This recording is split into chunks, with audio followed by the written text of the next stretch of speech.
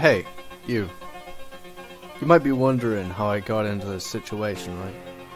Well, let me tell you.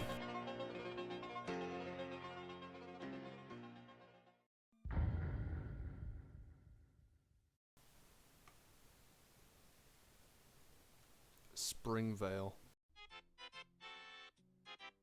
Walking around the wreckage of a town called Springvale, we come across an iBot under the name Enclave iBot, spouting American propaganda under the title of The Enclave. For those who aren't aware, or those who don't play Fallout, The Enclave is a militant group led by an assembly of the greatest minds ever gathered on American soil, stated by Modus in Fallout 76.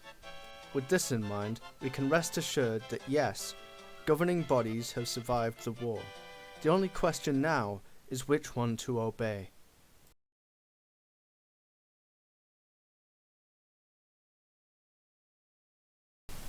Bruh.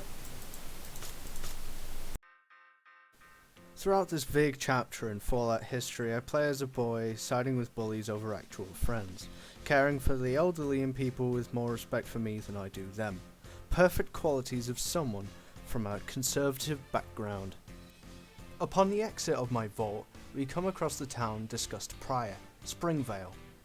Whilst walking along, we come across a town fested with ghouls, raiders and cultists. As a pro-expert MLG god, your average day Christian conservative should be able to obliterate this town in mere moments. However, due to the circumstances put before me, I've no choice but to plot the detonation of a nuclear deterrent. Approaching the local tavern through pure confusion, I'm met with having to pay 100 caps for knowledge about my father's whereabouts. And fuck that! Being the greedy snob that I am, I furthermore decided to act on a detonation of a nuclear deterrent by talking to Mr. Burke. Mr. Burke hands me a detonator to explode the town, and off I go to rig it in plain sight.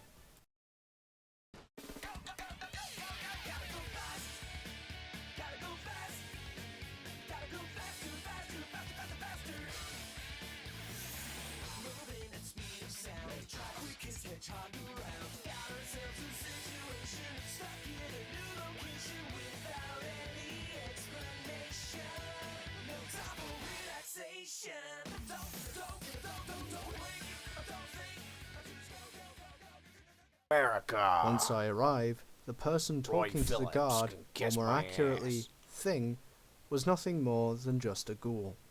Immediately, my frigid reactions come into play, and I ward off the disgusting creature with my superhuman ability to hide within a fridge.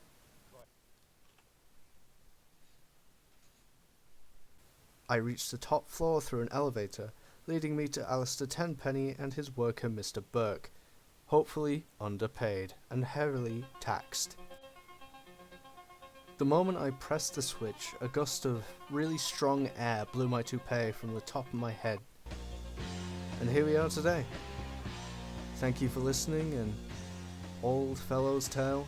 Now, who's up for a bite?